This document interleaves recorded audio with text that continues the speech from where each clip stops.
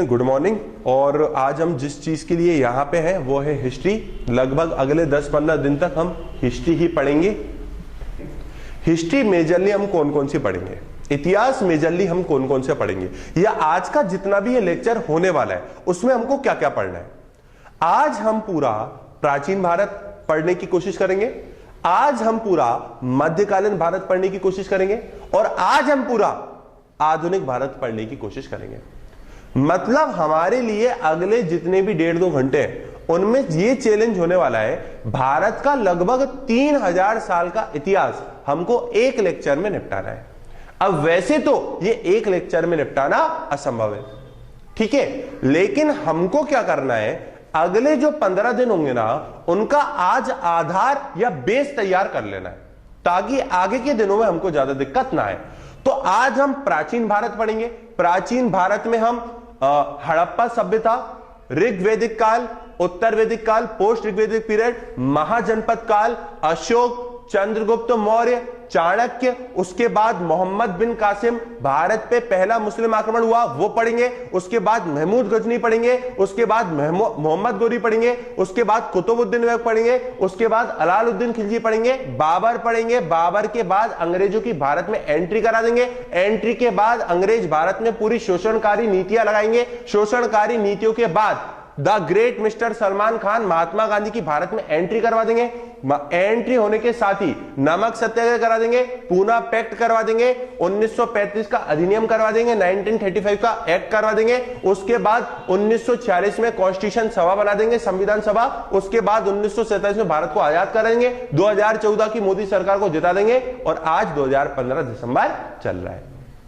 ये कवर करना है हमको, बस कर लेंगे कवर। जब हम 3 मिनट में समझ सकते हैं आज हमको क्या करना है, तो 1 घंटा है, 1.5 घंटा है, तो ये जो 1.5 घंटा है ना इसका ज्यादा से ज्यादा इस्तेमाल करने की कोशिश करिएगा। इतना सारा कुछ पढ़ना है हमको अगले 1.5 घंटे में। तो देखो 2-3 प्रिंसिपल्स को समझो। हिस्ट्री हम पढ़ रहे हैं तो 2-3 चीजों को आपको समझना पड़ेगा।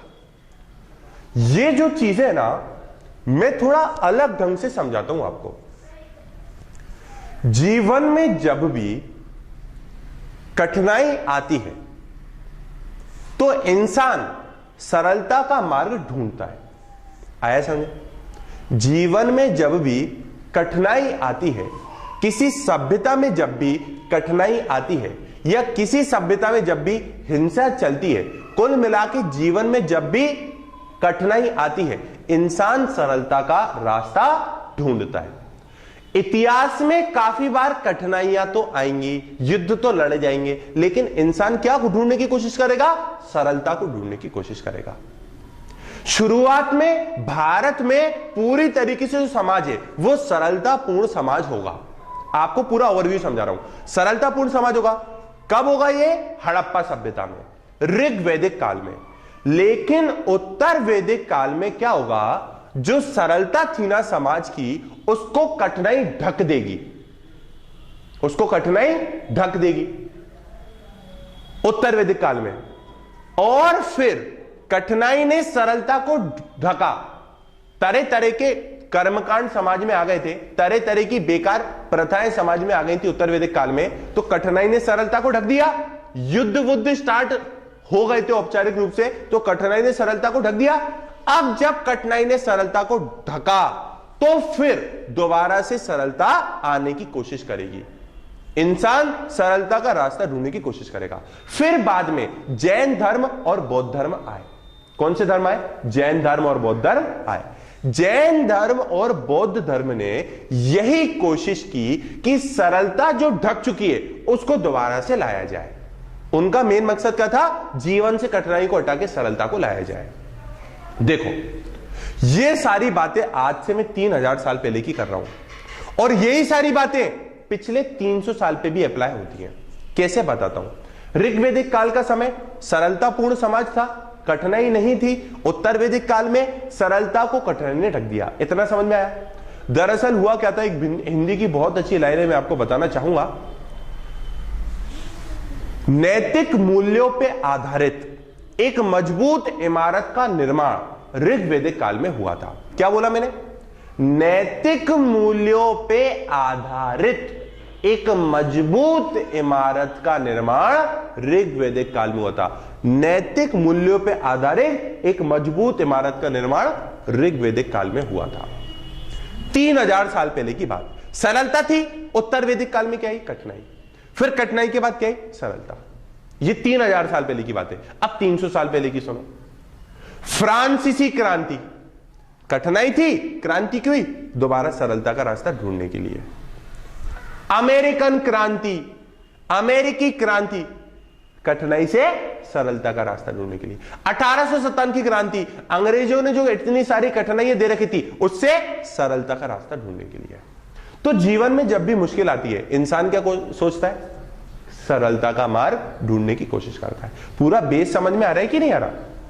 अब हम शुरू करते हैं। अब मैं आपको समझाता हूं, भारत में जो सबसे पहले सभ्यता आई थी, उस सभ्यता का नाम था हड़प्पा सभ्यता, जिसको इंडस वैली सिविलाइजेशन, सिंधु घाटी सभ्यता के नाम से भी बोला जाता है। कौन सी सभ्यता थी? हड़प्पा सभ्यता या सिंधु घाटी सभ्यता। हड़प्पा सभ्यता इसका नाम इसलिए है क्योंकि सिंधु घाटी सभ्यता, पहले ये समझो सिंधु घाटी सभ्यता क्यों है, क्योंकि इसके आसपास जितने भी शहर थे वो सारे सिंध नदी के किनारे पे थे, इसलिए इसका नाम क्या है? सिंधु घाटी सभ्यता। इसका नाम हड़प्पा सभ्यता भी क्यों है? इसलिए है क्योंकि इसमें जो पहले शहर की खोज की गई थी उसका नाम था हड़प्पा, इसलिए इसका नाम क्या पड़ा? हड़प्पा सभ्यता। सिंधु घाटी सभ्यता, हड़प्पा सभ्यता। भारत की पहली और सबसे प्राचीनतम ancient civilization was Indus valley civilization. Okay. ऋग्वैदिक काल, हड़प्पा सभ्यता बहुत ही शानदार अर्थव्यवस्था थी, बहुत ही शानदार अर्थव्यवस्था थी। मैं आज से कितने हजार साल पहले की बात कर रहा हूं? लगभग 5000 साल पहले की बात कर रहा हूं। लगभग 6 बोले तो ही नहीं, 5000 साल। कितने साल पहले की बात कर रहा हूं? 5000 साल पहले की बात कर रहा हूं। उसको समझो। 2 तरह की अर्थव्यवस्था होती है, एक होती है सरप्लस इकोनॉमी, एक होती है सबसिस्टेंस इकोनॉमी। कौन सी होती है? Subsistence economy. इसका मतलब होता है अधिशेष अर्थव्यवस्था। सरप्लस, अधिशेष, सबसिस्टेंस, जीने योग्य। सबसिस्टेंस, जीने योग्य। अब इन अर्थव्यवस्थाओं को समझना जरूरी है, अगर हमको पूरी हिस्ट्री समझना जरूरी है। इनका मतलब क्या है? वर्ड्स का मतलब समझो। देखो, आज आप हो, आप यहां पे बैठे हो, आप पढ़ रहे हो, जो लोग वीडियो देख रहे हैं, आप आराम से बिना चिंता के पढ़ रहे हो। बिना चिंता के पढ़ रहे हो ना? क्यों पढ़ रहे हो? क्योंकि आपको कल के खाने की चिंता है क्या? नहीं है। 50 दिन के खाने की चिंता है क्या? नहीं है। वो तो निश्चित है कि अगले 50 दिन तक के आपके घर में भंडार होगा गेहूं का और आटे का, तभी तो आप यहां पे फ्री माइंड से बैठ पाए हो ना। आया समझ में? मतलब जितना जीने के लिए जरूरी है, मान लो आज मेरे को जीने के लिए 2 किलो आटा जरूरी है, जीने योग्य, वो कौन सी हो गई? सबसिस्टेंस अर्थव्यवस्था। मतलब जितना जीने के लिए जरूरी है केवल उतना कर लो, ये कौन सी अर्थव्यवस्था हो गई? जीने। और जितना जीने के लिए जरूरी है वो नहीं, भंडार करो उससे भी ज्यादा, ये कौन सी अर्थव्यवस्था है? सरप्लस अर्थव्यवस्था। अच्छा, ये सोचो, अंग्रेजों के समय में हमारी अर्थव्यवस्था कौन सी रही होगी? जीने योग्य या अधिशेष? केवल जीने योग्य, क्योंकि पूरा माल तो ब्रिटेन चला जाता था। आज हमारी अर्थव्यवस्था कौन सी है? सरप्लस है ना, अधिशेष है ना। फूड कॉर्पोरेशन ऑफ इंडिया की जगह नहीं आती है क्या? खाद्य सुरक्षा बिल कांग्रेस 2013 में लाई है ना। आज तो आपकी कौन सी है? सरप्लस है। आज से 300 साल पहले कौन सी थी? सबसिस्टेंस थी। और आज से 5000 साल पहले कौन सी रही होगी? सोचो। सरप्लस, अधिशेष। मतलब सिंधु घाटी सभ्यता के जो लोग थे उनकी अर्थव्यवस्था कौन सी अर्थव्यवस्था थी? सबसिस्टेंस थी, सॉरी सरप्लस थी। उनको कल के खाने की चिंता नहीं थी, मतलब पहले भंडार करके रखते होंगे तो वो तो बहुत शानदार अर्थव्यवस्था थी। आज के 5000 साल पहले सरप्लस अर्थव्यवस्था, जितना जीने के लिए जरूरी उससे ज्यादा भंडार करना, इसका ये हमको कहां से पता लगता है? अभी तो मैंने आपको बता दिया वो सरप्लस अर्थव्यवस्था है, लेकिन मैंने बोला किससे? तथ्य के आधार पे। आपको पता है कि ऋग्वैदिक काल में, सॉरी हड़प्पा सभ्यता में बड़े बड़े अन्नागार और स्नानागार मिले, बड़े बड़े अन्न के भंडार वाले वो मिले, अन्न के भंडार के लिए वो मिले अन्नागार। इसका मतलब अन्न का भंडार होता ही होगा, और अन्न का भंडार कब होगा? जब जीने योग्य हो या जरूरत से ज्यादा हो। तो वो तो बहुत शानदार अर्थव्यवस्था थी। अब यह समझना पड़ेगा भारत के इतिहास को कैसा नाम दिया जाए। भारत के इतिहास को जो नाम दिया जाना चाहिए वो है उल्टा इतिहास। इसको क्यों बोला मैंने उल्टा इतिहास? उसका एक कारण है। उसका यह कारण है, हम सबसे पहले कौन से जीवन यापन करते थे? सरप्लस सिंधु घाटी सभ्यता के समय हम सिटी वाला जीवन जीते थे, नगरीय जीवन जीते थे, या रूरल जीवन जीते थे, ग्रामीण जीवन जीते थे? हम जीते थे शहरी जीवन। कौन सा जीवन जीते थे? शहरी। फिर शहर से हम काय पे आएंगे? दोबारा गांव पे, और फिर गांव से दोबारा कहां पे आएंगे? तो एक बात बताओ, आप अभी सिटी में रहते हो, तो बाद में आप मेट्रो की तरफ मूव करने का प्लान करोगे या आप तहसील की तरफ मूव करने का प्लान करोगे? मेट्रो की तरफ ही जाओगे ना, तहसील की तरफ तो नहीं जाओगे ना सिटी से। वो मेट्रो से डायरेक्ट कहां पे आ रहे हैं भारतीय? तहसील पे आ रहे हैं। जो ये मैं क्यों बता रहा हूं? इसलिए बता रहा हूं, सिंधु घाटी सभ्यता थी, वो बहुत शानदार सभ्यता थी। लोग बिल्कुल भी कर्म कांड में नहीं फंसे थे। धर्म था, थोड़ा बहुत धर्म था, लेकिन धार्मिक कट्टरता नहीं थी।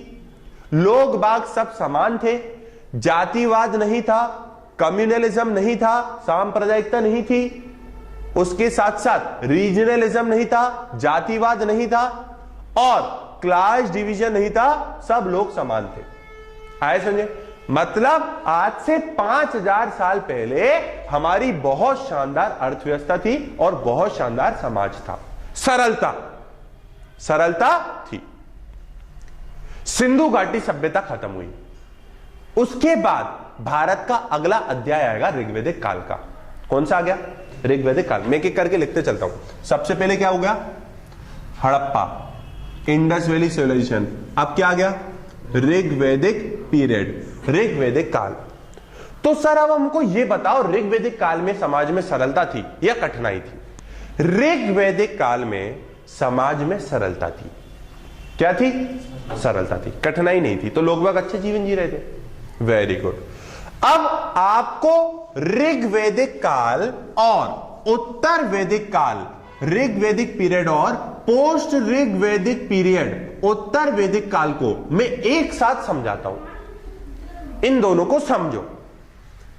ऋग्वैदिक पीरियड, इसमें ना लोग बागों का मेन व्यवसाय क्या था? ऋग्वैदिक पीरियड और पोस्ट ऋग्वैदिक में अंतर क्या है, इसको समझना पड़ेगा। इसको समझने के लिए 2-3 चीजें समझाता हूं। देखो, ऋग्वैदिक पीरियड में पहले कौन सा था? इंडस वैली सिविलाइजेशन में लोग कैसा जीवन जीते थे? नगरीय, सिटी। इधर कौन सा आ गया? ग्रामीण जीवन। ग्रामीण जीवन का मतलब मेरा यहां पे यह है कि लोग बाग एक जगह से दूसरी जगह घूमते थे, उनका कोई स्थायी निवास, परमानेंट रेसिडेंस नहीं था। आया समझ में? कैसे? समझाता हूं। यहां पे लोग बागों का मेन व्यवसाय था पशुपालन, यहां पे लोग बागों का मेन एनिमल रियरिंग, और यहां पे लोग बागों का मेन व्यवसाय था एग्रीकल्चर, कृषि। अब आप जब पशुपालन करते हो तो उनको तो चराना रहता है, तो आप एक जगह तो रह ही नहीं सकते, आपको तो मूव करना पड़ेगा। तो यहां पे लोग कौन सा जीवन जीते थे? कबीलाई जीवन। कबीलाई मतलब एक जगह से दूसरी जगह घूमना, एक जगह से दूसरी, स्थायी जीवन ना जीना, परमानेंट रेसिडेंस ना होना। और यहां पे अगर आप कृषि करोगे तो एक ही खेत पे कर पाओगे ना अपना जो है, तो फिर यहां पे लोग कैसा जीवन जिएंगे? परमानेंट जीवन जिएंगे। यहां पे जन हुआ करते थे और यहां पे जनपद हुआ करते थे। जन का मतलब आप एक कबीला समझो, कबीला का मतलब एक बहुत 100, 150, 200, 300 लोगों का एक झुंड होता था और वो इधर से उधर घूमता था और उनका मेन जो काम था, प्रोफेशन था, वो एनिमल रियरिंग का था। आज समाज में किसकी ज्यादा प्रतिष्ठा होगी? मतलब समाज में अगर आप देखते हो class, middle class, high class, lower class, तो किसके आधार पे देखोगे प्रतिष्ठा? जितना पैसा है उसके आधार पे। यही तो होगी ना। उस समय जो समाज में high class, lower class, middle class, समाज में प्रतिष्ठा का कारण क्या था? जिसके पास जितने ज्यादा जानवर। तो लोग बागों का मेन प्रोफेशन क्या था? Animal rearing. एनिमल रियरिंग का मतलब पशुपालन करना। उत्तर वैदिक काल में क्या हो गया? एग्रीकल्चर। एग्रीकल्चर इसलिए भी हो गया था क्योंकि बाद में लोहे का आविष्कार हो गया था। यहां पे जब तक लोहे का आविष्कार नहीं होगा हल्के से चलाएंगे, तो यहां पे लोहे का आविष्कार मतलब लोहा लोगों के जीवन में आ चुका था। यहां पे थे जन का मतलब हो गया तहसील या कबीला। जनपद का मतलब हो गया डिस्ट्रिक्ट। अब देखो जन में पद और जुड़ गया। जन में क्या जुड़ गया? पद और जुड़ गया। पद जब आप किसी को देते हो तो उसका स्थायी जीवन कर दिया ना अपन ने। पद दे दिया, ये कुर्सी पद हो गया, ये तो स्थायी जीवन हो गया ना। तो जनपद मतलब एक जगह जीवन यापन करने लगे। अब जनपद से ही मिलके बनेगा महाजनपद। अगर जनपद डिस्ट्रिक्ट है तो महाजनपद क्या होगा? स्टेट, राज्य। तो बाद में देखो भारत के पहले कबीले थे, कबीले से जन बने और जन से भारत में छोटे छोटे डिस्ट्रिक्ट बने, डिस्ट्रिक्ट से भारत में स्टेट बने, महाजनपद। कितने महाजनपद बने टोटल भारत में? महाजनपद काल में 16 महाजनपद आए। और ये महाजनपद मतलब अभी अगर देखा जाए तो भारत जैसा तो कुछ है ही नहीं ना। वो क्यों नहीं है? वो ये सारी चीजें भारत में हो रही है, लेकिन भारत जैसा कोई इसलिए नहीं है, एग्जिस्टेंस इसलिए नहीं है क्योंकि अभी कोई भी था ही नहीं। अभी तो छोटे छोटे जनपद थे, फिर वो 16 महाजनपद बने।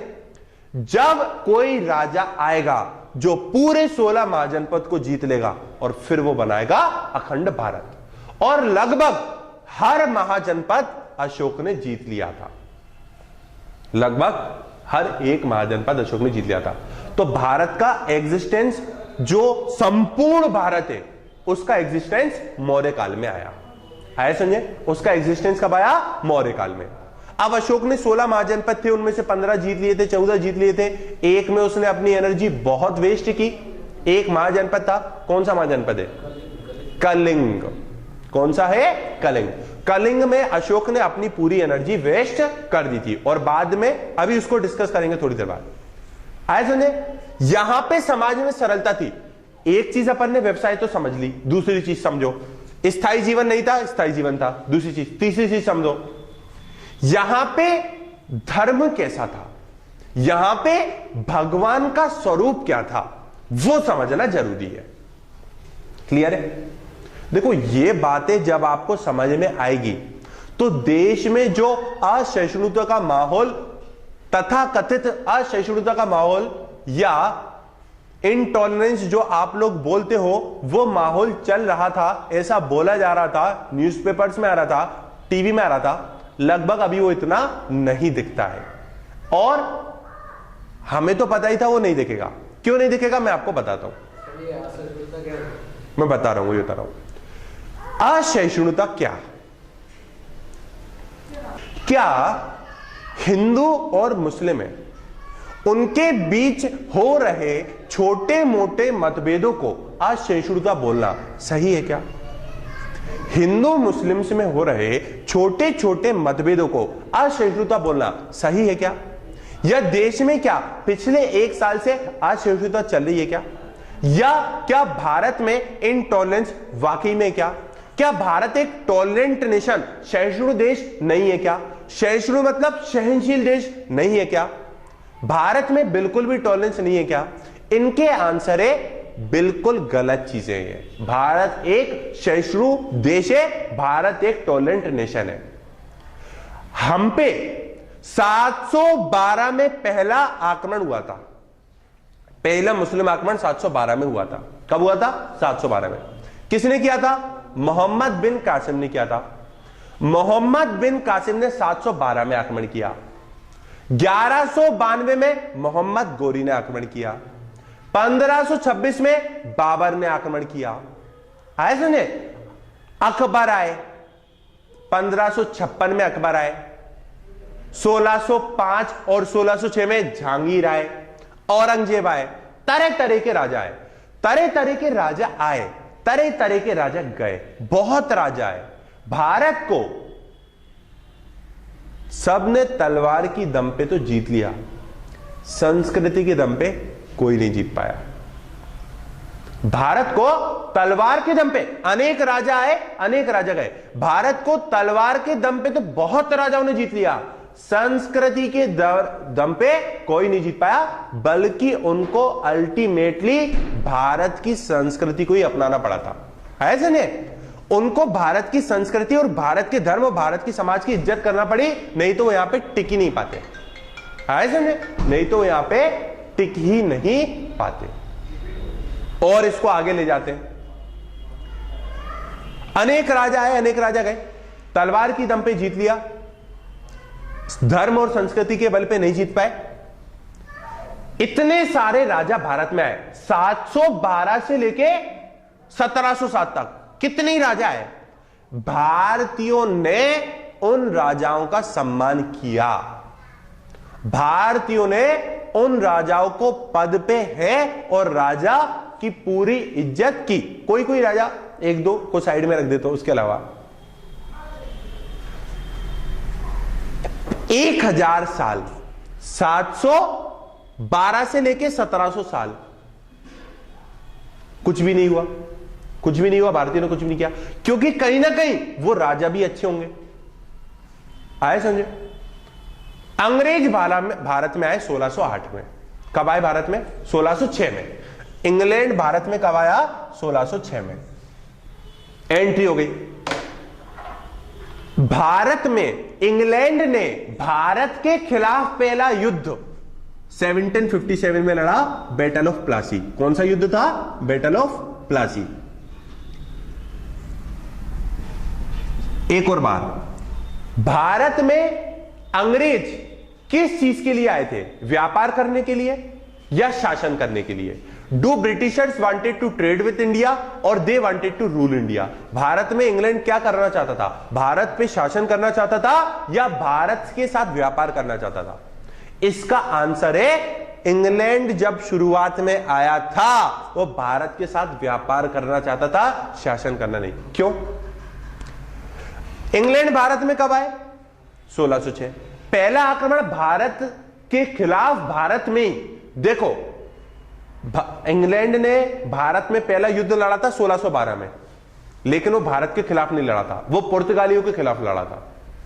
भारत में भारत के खिलाफ कब लड़ा था? 1757 में। आए समझ। अगर कोई भी राजा या कोई भी देश या कोई भी भारत में आएगा या किसी भी देश में जाएगा, अगर वो 1606 में आया, अगर उसको शासन करना होगा तो ज्यादा से ज्यादा 10 साल लेगा, 20 साल लेगा, 30 साल लेगा, 150 साल थोड़ी ना लगते। आप एक राजा हो, आपकी आयु ज्यादा से ज्यादा कितनी होगी? 90। अगर आप शासन करने की सोच रहे हो तो अगले 20-30 साल में सोचोगे, लेकिन 150 साल बाद भारत से पहला युद्ध लड़ा अंग्रेजों ने। इस बात से सिद्ध होता है कि इंग्लैंड भारत से व्यापार करना चाहता था, बाद में कुछ ऐसी परिस्थितियां हो गई थी इंग्लैंड की, करना पड़ा उनको शासन, जो कि सरासर गलत था। ठीक है, अब समझो, भारत में भारत से असहिष्णुता जैसी कोई चीज नहीं है, वही समझा रहा हूं आप लोगों को, और समझना बहुत जरूरी है। 1606 में इंग्लैंड आ गया भारत में, 1757 में भारत से पहला युद्ध लड़ लिया, 1857 की क्रांति कितने साल बाद हुई? 250 साल बाद। लगभग कितने साल बाद हुई? 250 साल बाद। 1857 की क्रांति में भारत ने पूरी अपनी टॉलरेंस को खो दिया, सहिष्णुता मतलब सहनशीलता खो गई 250 साल में। आप ये सोचो यार, 1000 साल में भारत ने कोई क्रांति नहीं करी, इतने सारे राजा आए, कोई क्रांति नहीं करी। 250 साल में ऐसा क्या हो गया था जो उन्होंने क्रांति कर दी? मतलब ये बता रहा हूं, इंग्लैंड ने भारत का कितना शोषण किया होगा, ब्रिटिशर्स ने भारत का कितना शोषण किया होगा, और शोषण तो उन्होंने 1757 में ही शुरू कर दिया था, तब भी 100 साल लग गए क्रांति करने में। कौन कहता है हमें सहिष्णुता नहीं है? हम तो जब अति हो गई तब हम जागे 1857 में। हम तो सह रहे थे, हम तो ये मान रहे थे कि इंग्लैंड भी हमारे भले के लिए आया है, हम तो ये मान रहे थे 1000 साल से जो राजा है अच्छे हो बुरे कैसे भी हो, लेकिन वो भारत में रहे, भारत का विकास कर रहे और राजा सम्माननीय होता है, हम तो ये मान के चल रहे थे।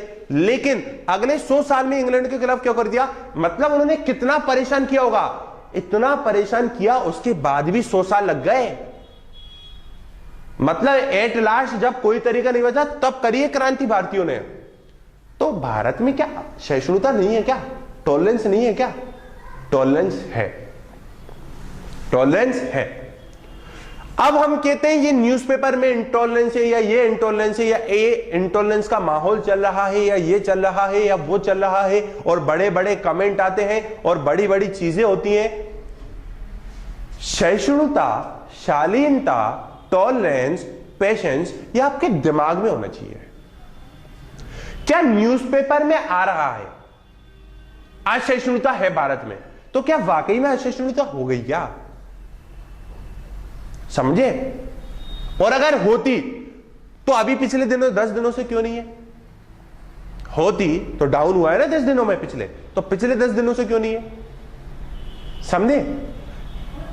इस चीज को आपको समझना पड़ेगा। भारत एक ऐसा राज्य जो धर्मनिरपेक्ष सेक्युलर कंट्री है, पंथ निरपेक्ष और धर्म निरपेक्ष राज्य। राज्य का कोई सा भी धर्म नहीं है, ना वो हिंदू धर्म है ना वो मुस्लिम धर्म है, राज्य का कोई भी धर्म नहीं है। भारत सबको खुश के एक्सेप्ट करता है, ये भारत है। 5000 साल पहले भी यही था, 2000 साल पहले भी यही था, 1000 साल पहले भी यही था, आज भी यही है। तो असहिष्णुता वैसहिष्णुता जैसी कोई चीज नहीं है। हमको इतनी दिनों बाद कोई अच्छी सरकार मिली है, रिफॉर्मिस्ट है, सुधारवादी है, ये कहती है अर्थव्यवस्था को आगे बढ़ाना मेरा काम है। जनहितवादिता के वादे नहीं करती है सरकार कि पॉपुलिज्म के वादे करे, रिफॉर्मिस्ट करने की, रिफॉर्म करने की, सुधार करने की इसकी आकांक्षा और मंशा है। हमको उसको सपोर्ट करना चाहिए। आप लोगों से मेरा यही निवेदन है, और हमको बिल्कुल असहिष्णुता वैसहिष्णुता जैसी चीजों में नहीं पड़ना चाहिए। हमको केवल अपने विकास पे ध्यान देना है, बस। समझ? तो ऋग्वेदिक काल, उत्तर वैदिक काल, दोबारा चलते इस पे। ऋग्वेदिक काल में क्या था? समाज में तरह तरह के कर्मकांड नहीं थे, कठिनाई नहीं थी। इधर समाज में तरह तरह के कर्मकांड। कर्मकांड कैसे समझो? धर्म का स्वरूप समझो, धर्म कैसा था। यहां पे धर्म एकदम अच्छा था, यहां पे धर्म ऐसा नहीं है बुरा हो गया, धर्म में कर्मकांड आ गए। लिमिटेड देवता थे, लिमिटेड देवता थे, अनलिमिटेड देवता हो गए। यहां पे ऋग्वेदिक काल के लोग केवल उन देवता को मानते थे, उन भगवानों को मानते थे जिनका कोई भौतिक स्वरूप, फिजिकल एग्जिस्टेंस हो। मतलब इंद्र देवता, पानी आता है, पानी भौतिक चीज है, फिजिकल चीज है, हां भैया देवता। सूर्य दिखता है, सूर्य देवता। मन मर्जी की देवी देवता उत्तर वैदिक काल में गए। मन मर्जी की देवी देवता, यज्ञ होगा, हवन होगा, अगरबत्तियां जलाना है, कर्मकांड, अंधविश्वास, रूढ़िवादी प्रथाएं, ट्रेडिशनल अप्रोच, कर्मकांड वगैरह और जादू टोना वगैरह, वो कहां पे आ गया? उत्तर वैदिक काल में। अभी दूसरी इंपॉर्टेंट चीज समझो। ऋग्वेदिक काल में आज, अच्छा शर्मा का बेटा कौन? सरनेम क्या होगा शर्मा के बेटे का? शर्मा। वर्मा के बेटे का? वर्मा। सही है?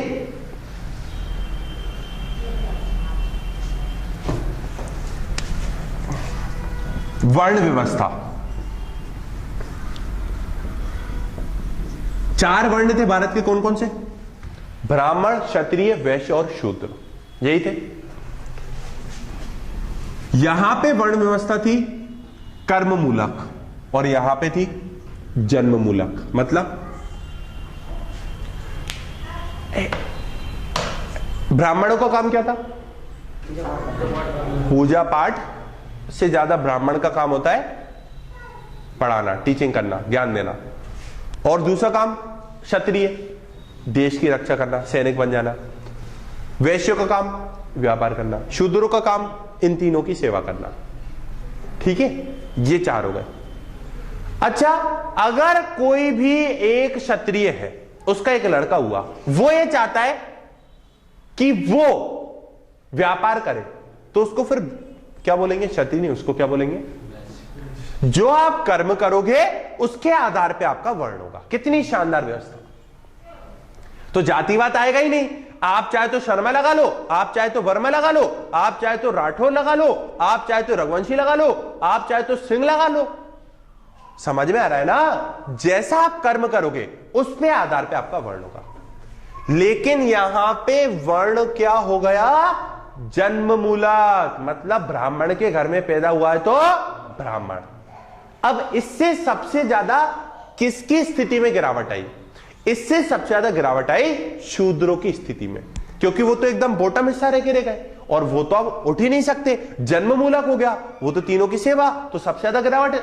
एक चीज बताता हूं आपको, यहां पे एक देवता थे पूषण, यहां पे एक देवता थे पूषण देवता।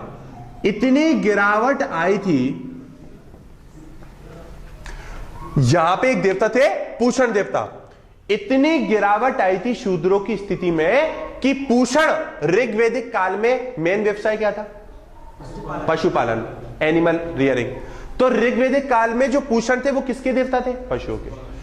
और उत्तर वैदिक काल में, पोस्ट ऋग्वैदिक पीरियड में, पूषण को बना दिया शूद्रों का देवता, मतलब पशुओं से तुलना की जाने लगी उनको। इतनी ज्यादा गिरावट आ गई तो समाज में तो अब कर्मकांड भी घुस गया, अंधविश्वास भी घुस गया, जादू टोना भी घुस गया, तरह तरह की चीज हो गई। और अभी इंपॉर्टेंट चीज आना बाकी है दोस्तों। अगली चीज सुनो क्या हुआ, दोनों का अपन तुलना कर रहे हैं। यहां पे राजा को चुना जाता था और यहां पे राजा वंशानुगत होता था। वंशानुगत मतलब पीढ़ी दर पीढ़ी, पीढ़ी दर पीढ़ी, पीढ़ी दर पीढ़ी। अब राजा के हाथ में ज्यादा शक्ति कब होगी?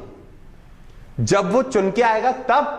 मनमर्जी की सत्ता कब? आर्बिटरी पावर जिसको बोलते हैं, मनचाही शक्ति का इस्तेमाल करना, वो कब होगी? जब वो चुन के आएगा तब, जब वंशानुगत होगा तब, जब वो वंशानुगत होगा तब। क्यों? यहां पे तो इसको दिक्कत ही नहीं है, किसी ने चुना नहीं है तो कोई हटा भी नहीं सकता। मनमर्जी की शक्तियों का इस्तेमाल करना, मतलब राजा का काम ऋग्वैदिक काल में मेन ये था, लोग बागों की रक्षा करना। क्या था? लोग बागों की रक्षा करना। उत्तर वैदिक काल में क्या हो गया? साम्राज्य का विस्तार करना, एम्पायर का एक्सटेंशन करना। एम्पायर का एक्सटेंशन मतलब, एम्पायर का एक्सटेंशन मतलब साम्राज्य विस्तार में खून खराबा तो हो गई, एक राज्य के दूसरे राज्य में जाना है, महाजनपद जीतना है, हटाओ इसको, युद्ध नीति का इस्तेमाल करो, हटा दो इसको, पूरी तरीके से साम्राज्य खत्म कर दो, आज से ये साम्राज्य हमारा होना चाहिए। तो ऋग्वैदिक काल में राजा का काम था अपनी प्रजा का रक्षा करना। उत्तर वैदिक काल में राजा का काम क्या हो गया? साम्राज्य का विस्तार करना। और राजा का पद कैसा हो गया? वंशानुगत। वंशानुगत हुआ तो मनचाही शक्ति आ गई, शक्ति आ गई तो शक्ति भ्रष्ट करती है, जितनी ज्यादा शक्ति उतनी ज्यादा भ्रष्ट। एक कहावत है, power corrupts and absolute power corrupts absolutely. सत्ता भ्रष्ट करती है और परम सत्ता परम भ्रष्ट करती है। परम सत्ता परम भ्रष्ट करती है और सत्ता भ्रष्ट करती है। तो राजा के हाथ में ज्यादा ताकत आ गई। अब धीरे धीरे धीरे धीरे धीरे धीरे एक ऐसा समाज था, कौन से अभी थोड़ी देर पहले निकले, हड़प्पा, जिसमें कुछ भी नहीं था ऐसा। ऋग्वैदिक काल बेहतरीन राजा, कोई टेंशन नहीं है। उत्तर वैदिक काल कर्मकांड वगैरह गए, तो अब कठिनाई आने लगी, आने लगी, आने लगी, आने लगी, आने लगी। अच्छा, ये जो वर्ण व्यवस्था बनी, ये जो वर्ण व्यवस्था बनी, इस वर्ण व्यवस्था में दिमाग खराब होने लगा क्षत्रियों का। क्यों? उनको ये जन्म मूलक वर्ण व्यवस्था पसंद नहीं आई। आए समझ में कि ये क्या पहले अच्छा था, अब ये क्या होगा? तो अब जब सरलता, कठिनाई ने सरलता को ढक लिया, अब कठिनाई से सरलता का मार्ग ढूंढना है, तो वो मार्ग ढूंढा क्षत्रिय ने। तो बौद्ध धर्म और जैन धर्म क्यों आए थे? देखो इसको समझो, एक बहुत शानदार चीज समझाता हूं। बौद्ध धर्म और जैन धर्म आने का कारण यह था, जैन धर्म और बौद्ध धर्म मत है, धर्म और मत में अंतर होता है। जैन धर्म और बौद्ध धर्म कौन से धर्म है? क्षत्रिय धर्म है, क्षत्रिय मत है। ठीक है, क्यों आई ये क्षत्रियों में से निकल के ये सारी चीजें क्यों आई? उनको ये जन्म मूलक व्यवस्था अच्छी नहीं लग रही थी। क्यों नहीं लग रही थी? शूद्रों की दशा में गिरावट आने लगी। और एक और बात बताता हूं, सबसे ज्यादा गिरावट तो महिलाओं की स्थिति में आई। यहां पे कैसे समझो? ऋग्वैदिक काल में स्त्री को सारे अधिकार थे, राजा चुनने में स्त्री को अधिकार था, पढ़ाई करने का स्त्री को अधिकार था, इंटरकास्ट मैरिज करने का, अंतर जाति विवाह करने का स्त्री को अधिकार था, अपने पसंद के लोग व्यक्ति से शादी करने का स्त्री को अधिकार था, अपने लाइफ के डिसीजन लेने का स्त्री को अधिकार था, विधवा विवाह होता था। और फिर यहां पे पूरी स्त्री की दशा में गिरावट आ गई। अंतर जाति विवाह बंद, विधवा विवाह बंद, पढ़ाई वढ़ाई बंद, घर का काम करो, और सती प्रथा और शुरू हो गई। तो ये तो बहुत खतरनाक, मैंने बोला ना उल्टा इतिहास। सरलता, कठिनाई, स्त्री की दशा में गिरावट, सुधार, गिरावट। अब आपको पता है ये जो सती प्रथा अब आ गई 4,500 साल पहले,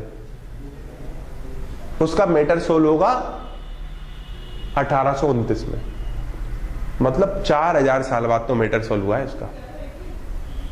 और ये मैं क्या समझा रहा हूं, मतलब ऋग्वैदिक टाइम, एक बात बताओ, स्वामी दयानंद सरस्वती ने क्यों बोला था वेदों की ओर लौटो?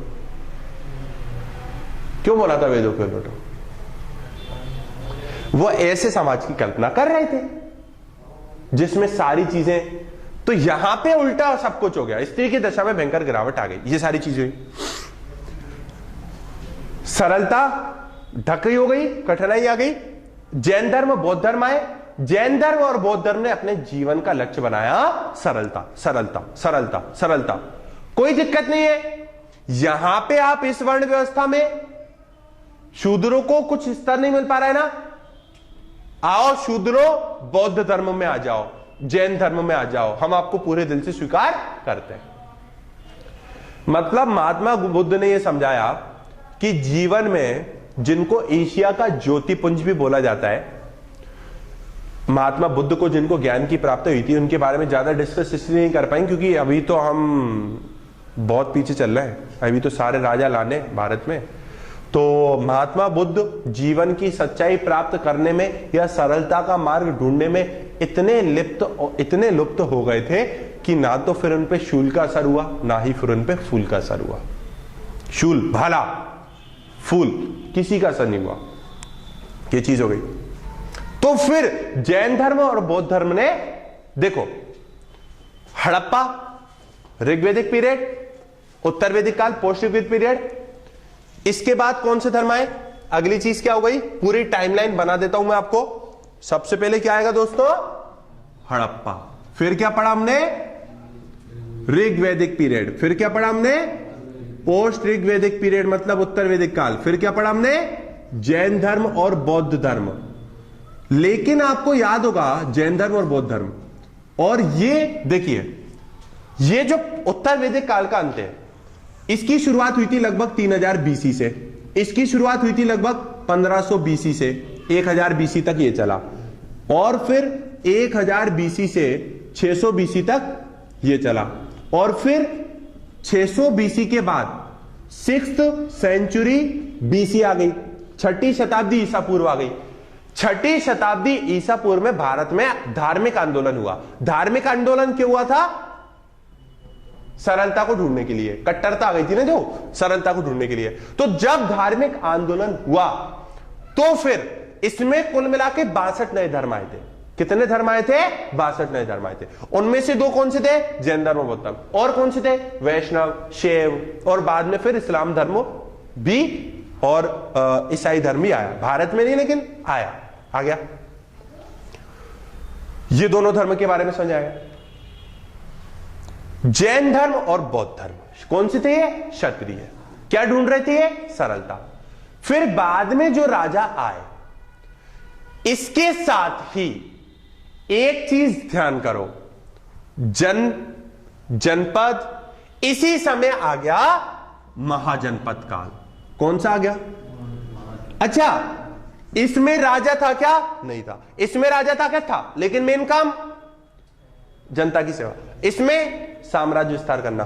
तो अब महाजनपद काल में राजा का काम होगा साम्राज्य का विस्तार करना।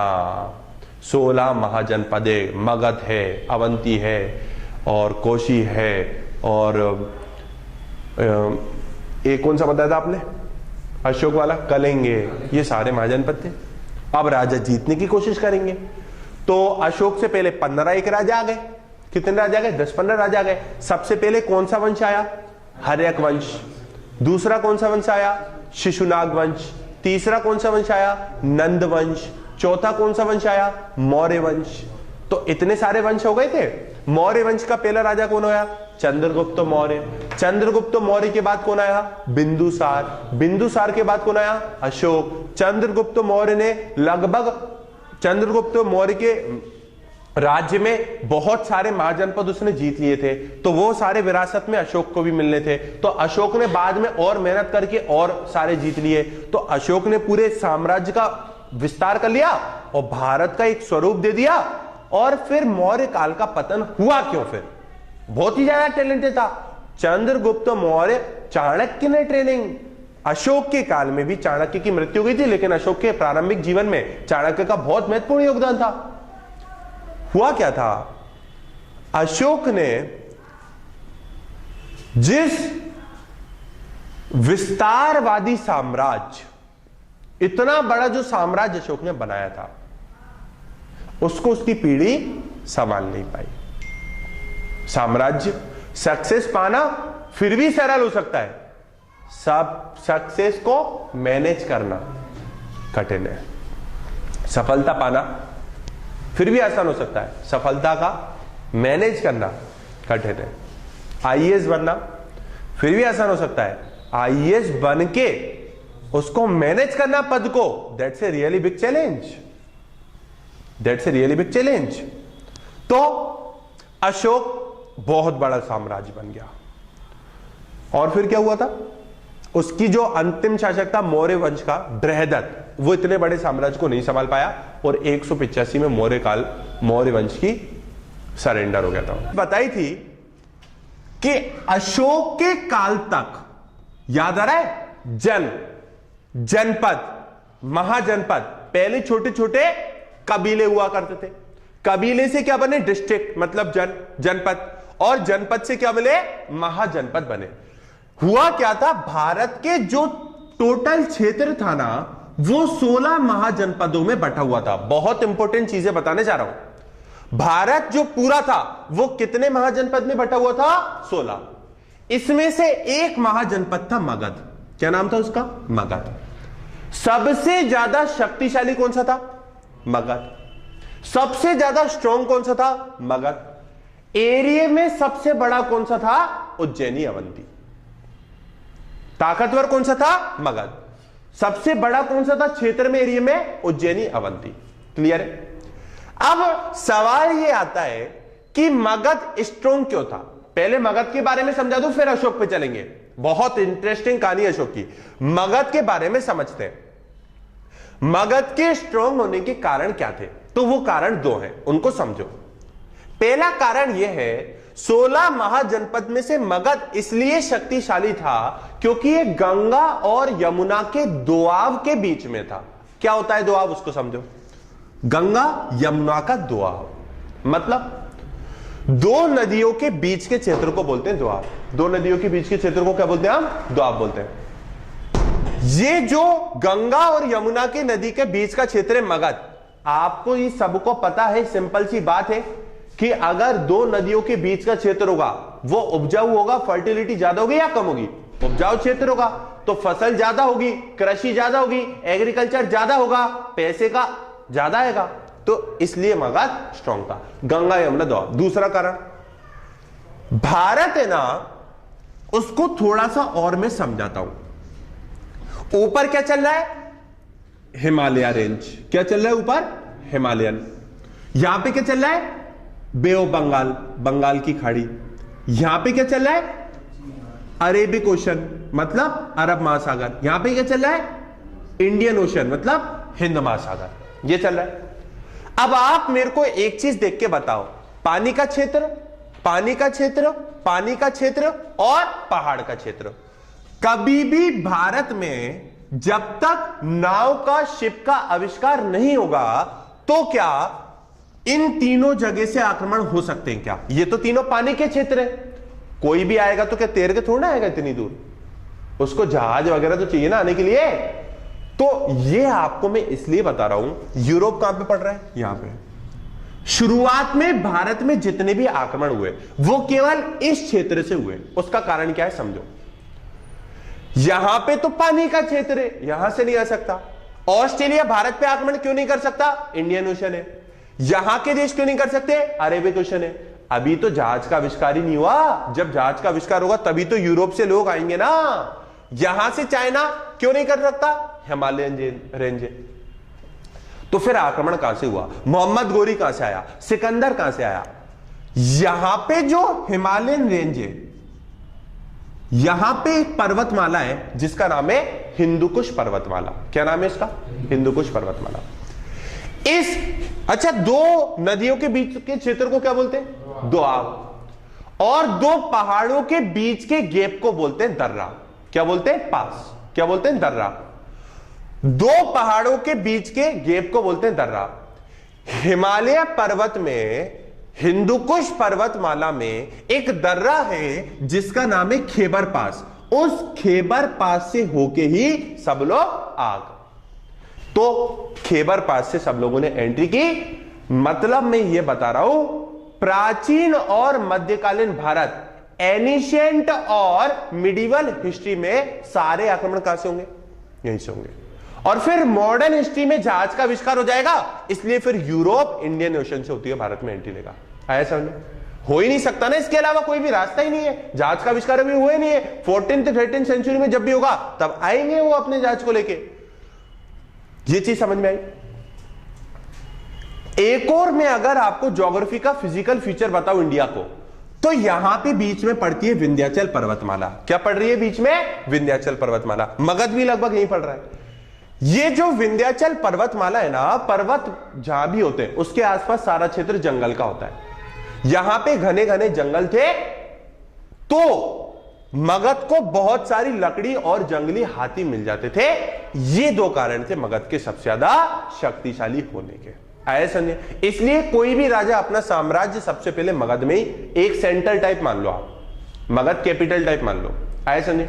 फिर वो पाटलिपुत्र वगैरह वो चेंज होते रहते थे। दोनों चीज समझाई। मगध सबसे स्ट्रॉन्ग, उज्जैनी सबसे बड़ा, अवंती सबसे बड़ा। अब आते हैं अशोक की कहानी पे। अशोक, अच्छा आपने सुना है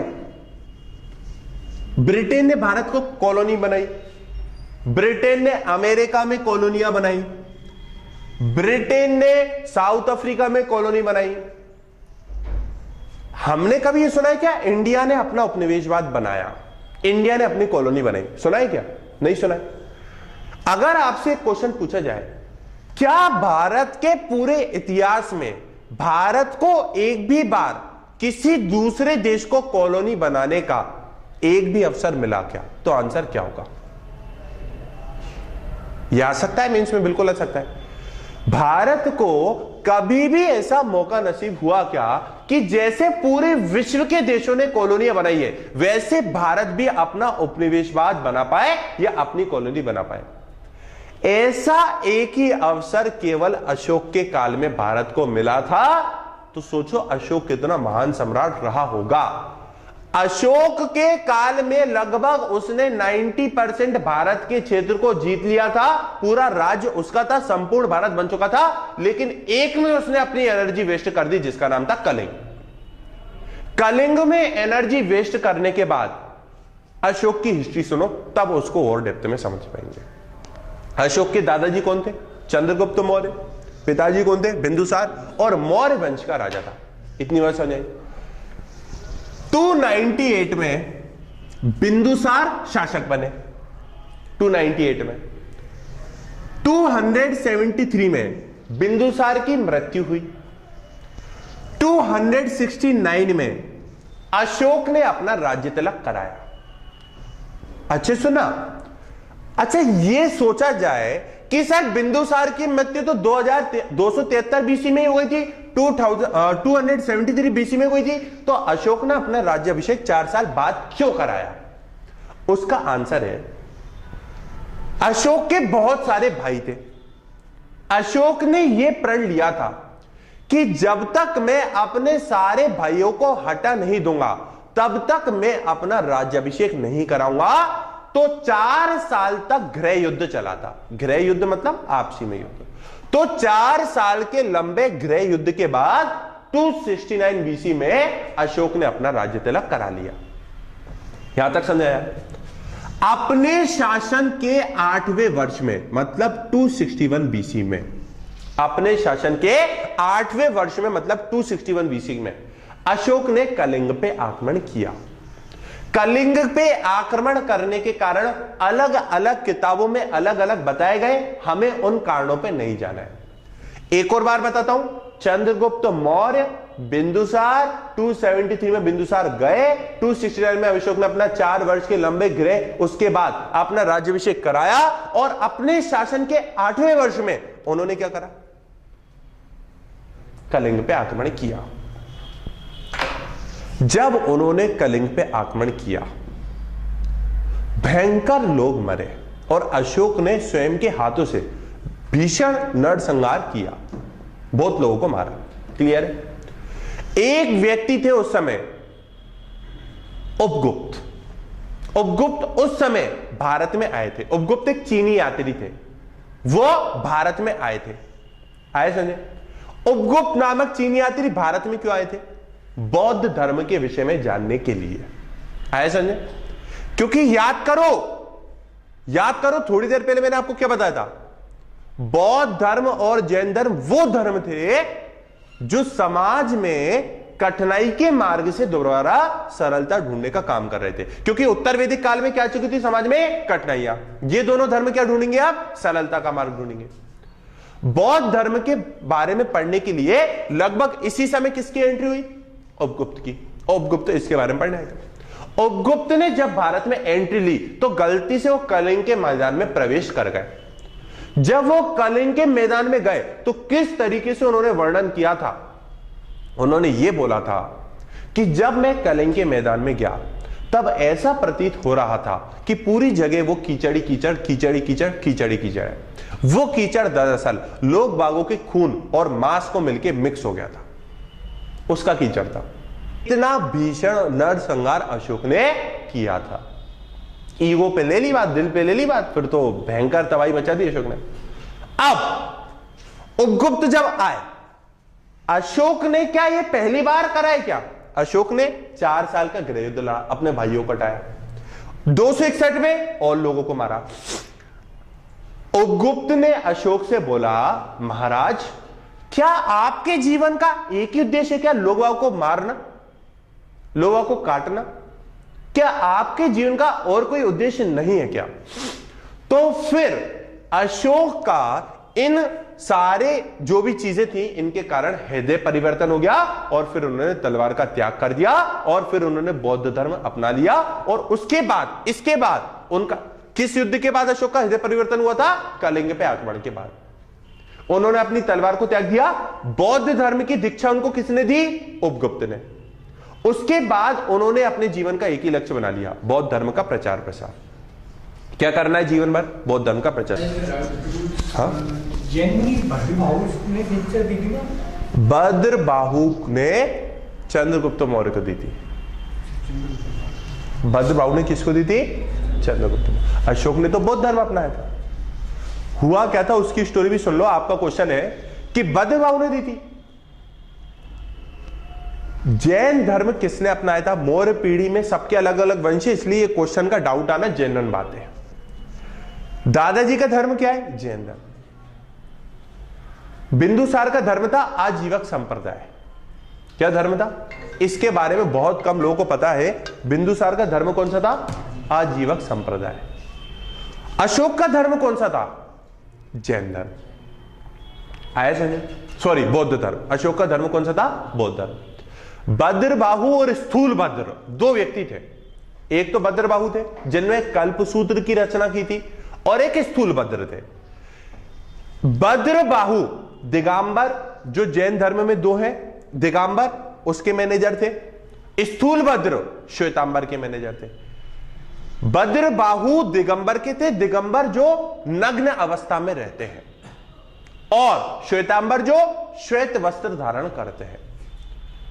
चंद्रगुप्त मौर्य के काल में 12 साल का लंबा अकाल पड़ा था। अब मैं आपको यह भी बता देता हूं जैन धर्म में ये दो किस तरीके से बट गए, ये भी आपको मैं समझा देता हूं, ये क्वेश्चन आया इसलिए। चंद्रगुप्त मौर्य के काल में 12 वर्ष का चंद्रगुप्त मौर्य, जिनको सेंड्रोकोट्स और एंड्रोकोट्स भी बोला जाता है, चंद्रगुप्त मौर्य के काल में 12 साल का लंबा काल पड़ा। एक व्यक्ति थे स्थूलभद्र, क्या कौन थे? स्थूलभद्र। स्थूलभद्र ने कहा हम यही रहेंगे। अब अकाल पड़ा है तो जब भी अकाल पड़ता है कुछ लोगों को माइग्रेट तो करना पड़ेगा ना, और दूसरी सिटी में, वहां पे तो खाने को कुछ भी नहीं है। तो स्थूलभद्र कहां पे रहे? वहीं पे रहे। भद्रबाहु दक्षिण भारत में चले गए, दक्षिण भारत में श्रवणबेलगोला में कर्नाटका में चले गए। कहां पे चले गए? कर्नाटका में चले गए। 12 साल बाद जब अकाल खत्म हुआ तो भद्रबाहु दोबारा कहां पे रिटर्न कर रहे? यहीं पे रिटर्न। जब भद्रबाहु गए तो उन्होंने ये पाया कि वैसे तो जो पहले सिस्टम था वो ये था, अपने वस्त्र त्याग दो, अपने वस्त्र त्याग दो, नग्न अवस्था में रहो। जब भद्रबाहु दोबारा गए तो उन्होंने यह पाया जैन धर्म का उस समय जो मेन उसूल था नग्न अवस्था में रहना, उसके विपरीत स्थूलभद्र एंड पार्टी श्वेत वस्त्र धारण करके खड़ी है। तो वो तो विवाद हो गया, इसलिए दो भागों में बढ़ गया। एक तो कौन सा? स्थूलभद्र श्वेतांबर। दिगंबर कौन से? भद्रबाहु, जिन्होंने काय की रचना की थी? कल्पसूत्र। और यही 298 में, यही 298 में, याद आ रहा है, भी लिखा था 298, चंद्रगुप्त मौर्य की मृत्यु हुई थी और बिंदुसार राजा बने थे। यहीं पे 298 में चंद्रगुप्त मौर्य गए। कहां पे गए?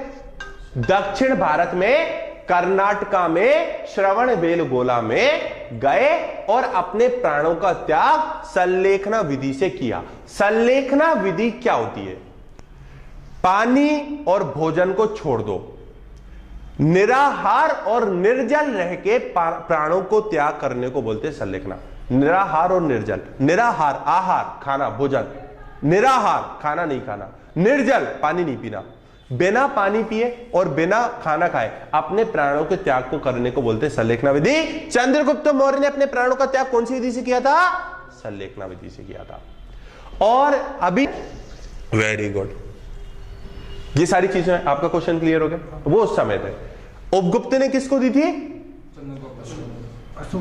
अशोक को दी थी। इतनी बात समझ आई। अब क्या हुआ?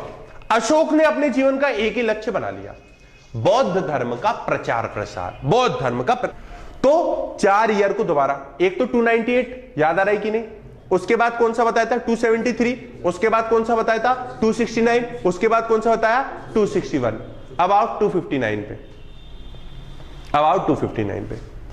अब अशोक की एक बेटी थी जिसका नाम था सुमित्रा, और एक बेटे थे जिसका नाम क्या था? महेंद्र। एक बेटे था और एक बेटी थी। बेटी का नाम था सुमित्रा और बेटे का नाम था क्या था? महेंद्र। अब अशोक को क्या करना है? बौद्ध धर्म का प्रचार प्रसार। ठीक है साहब, बिल्कुल करना है। तो अशोक ने कहा कि बेटी तू क्या कर रही है आजकल? कुछ नहीं पापा, अभी अभी मैं ब्यूटी पार्लर से आई हूं। और कल क्या कर रही है? वही कल दोबारा ब्यूटी पार्लर पे जाना है। ये ब्यूटी पार्लर वगैरह छोड़, बौद्ध धर्म का प्रचार प्रसार कर। तो अशोक ने इन दोनों को श्रीलंका भेज दिया बौद्ध धर्म का प्रचार प्रसार करने के लिए। देखो, दो चीजें समझा रहा हूं, समझो, बड़ी इंटरेस्टिंग है। जैन धर्म और बौद्ध धर्म बहुत सारी सिमिलरिटीज है, बातें भी एक ही थी। जैन धर्म इंटरनेशनल धर्म नहीं है। बौद्ध धर्म को इंटरनेशनल किसने बनाया? अशोक ने। बौद्ध धर्म को इंटरनेशनल किसने बनाया? अशोक ने बनाया। क्यों? क्योंकि उसने यात्राओं पे भेजा। आए समझ? अशोक ने इसको इंटरनेशनल स्वरूप दिया। तो अशोक के काल में, महान सम्राट अशोक के काल में बहुत सारी चीजें हुई, है ना। हमारे जो सिक्के पे एक सिंबल होता है वो सारी चीजें भी आई, अखंड भारत आया, अस्तित्व में आया, पूरा भारत आया। लेकिन मैंने आपको बताया था मौर्य काल का पतन क्यों गया? क्योंकि जिस विशाल साम्राज्य की स्थापना अशोक ने करी थी उसको उसके जो भी उत्तराधिकारी थे वो संभाल नहीं पाए। आए समझे? वो उसको संभाल नहीं पाए। वेरी गुड, अशोक की हिस्ट्री खत्म। मौर्य वंश के बाद काफी वंश आए, काफी वंश आए, काफी वंश आए, हटते गए, आते गए, हटते गए, आते गए, हटते गए, आते गए। इतिहास में एक वंश आता है, रूल करता है, जाता है। एक ही वंश रूल करता रहे नहीं होता, ऐसा बहुत कम होता है, खासकर भारत में। ये हो गया। अब हम डायरेक्ट जंप लगा रहे हैं, अभी तो बीसी में चल रहे थे, अब चलते एडी में, क्योंकि हमको ओवरव्यू लेना है। इनके बारे में एक एक लेक्चर लेना है हमको अलग, वो बाद में लेंगे। इनके बारे में, सबके बारे में एक एक बार पढ़ेंगे, वो बाद में होगा। अभी हम ओवरव्यू समझ रहे हैं। अब हम आते एडी पे।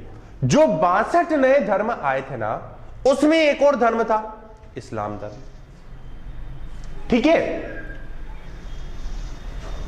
अब मैं आपको डायरेक्ट प्राचीन से हटा के, देखो प्राचीन में ये सारी चीजें हुई, मौर्य काल वगैरह है, बाद में एक और काल, एक और वो आया था गुप्त काल। गुप्त काल प्राचीन भारत का गोल्डन टाइम बोला जाता है। गुप्त काल के बाद में राजपूत एज वगैरह आई थी और राजपूत एज वगैरह चली।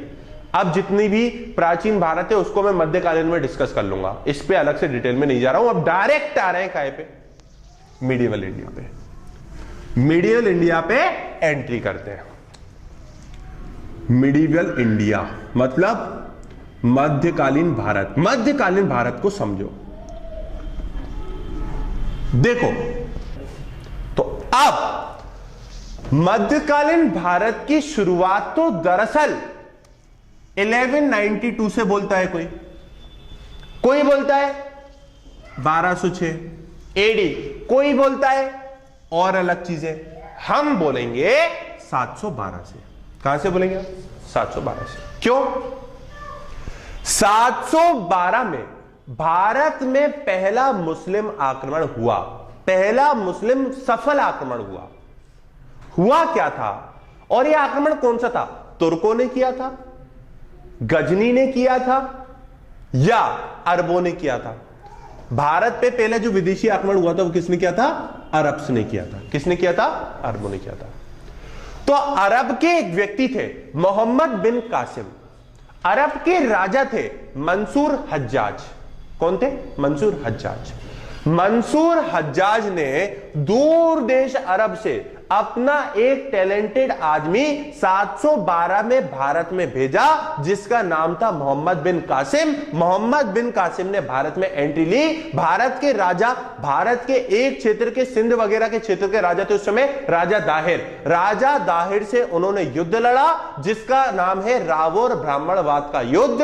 उस रावोर ब्राह्मणवाद युद्ध में मोहम्मद बिन कासिम की विजय हुई। राजा दाहिर हार गए और भारत में पहला सबसे मुस्लिम आक्रमण किया मंसूर हज्जाज के नेतृत्व में मोहम्मद बिन कासिम। लेकिन क्या सर इसके पहले कोई आक्रमण नहीं हुआ क्या? बिल्कुल हुआ है 711 में, लेकिन वो सफल नहीं था। उसी मंसूर हज्जाज ने एक साल पहले दो व्यक्ति, अब्दुल्ला और बुंदेला, क्या नाम है उनका?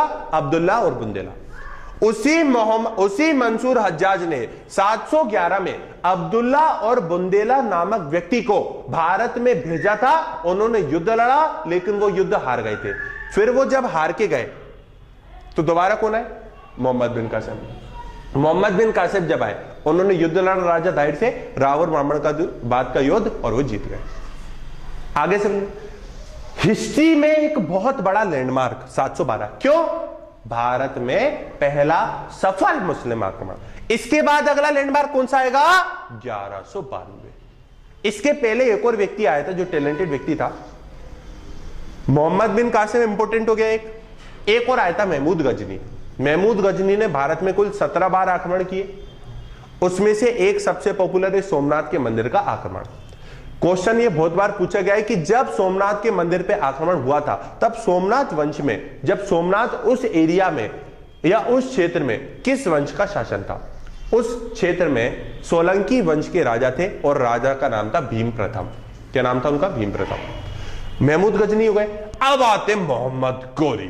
कौन आया? मोहम्मद गोरी 1192 में। तो वो 1175 में गया था, लेकिन मेन 1192। एक चीज समझना, भारत में पहला मुस्लिम आक्रमण सफल 712, पहला असफल 711, लेकिन भारत में ऐसा मुस्लिम आक्रमण जिसने भारत में मुस्लिम साम्राज्य की नींव को बनाया 1192, तराइन का दूसरा युद्ध, the second battle of Tarain. देखो 712 में आक्रमण तो हो गया था, अभी तक एक बेस आधार मजबूत इमारत का निर्माण नहीं हुआ था। वो कब होगा? 1192 में, जब मोहम्मद गोरी किसको हराएंगे? पृथ्वीराज चौहान को। कौन से युद्ध में? तराइन के युद्ध में। अब समझो, तराइन के दो युद्ध हुए, पहला युद्ध और दूसरा युद्ध। किस किस के बीच में? पृथ्वीराज चौहान के बीच में और मोहम्मद गोरी के बीच में। कब हुआ? 1191 में पहला और 1192 में दोनों। 1191 में, 1191 में जब युद्ध लड़ा गया था उसमें, अच्छा ये सोचो, बताता हूं, देखो 91 और 1192, पहले युद्ध में कौन जीता तराइन के? पृथ्वीराज चौहान। दूसरे में कौन जीता? मोहम्मद गोरी। अब पृथ्वीराज चौहान दूसरे में हार क्यों गया जबकि पहले में जीत गया था? कारण है, समझो। राजपूतों को एक बात तो समझ में आ गई थी, किसी भी विदेशी शक्ति को भारत में एंट्री नहीं लेने देंगे। उस समय जो भारत में चल रहा था, उस समय सारे राजपूतों की एकता में विखंडन हो गया था, लेकिन पृथ्वीराज चौहान ने सबको समझाया, ठीक है, और सबको एकत्रित किया और पूरे राजपूतों ने मिलकर 1191 में अपने शक्ति प्रदर्शन को करके मोहम्मद गोरी को हरा दिया। लेकिन मोहम्मद गोरी हार तो गया, लेकिन जिंदा बच गया। क्लियर है? जो एकता का प्रदर्शन राजपूतों ने 1191 में करा, वो 1192 में अपने अपने साम्राज्य में हो गए थे, और इतना सीरियस नहीं ले रहे थे मोहम्मद गोरी रिटर्न करेगा।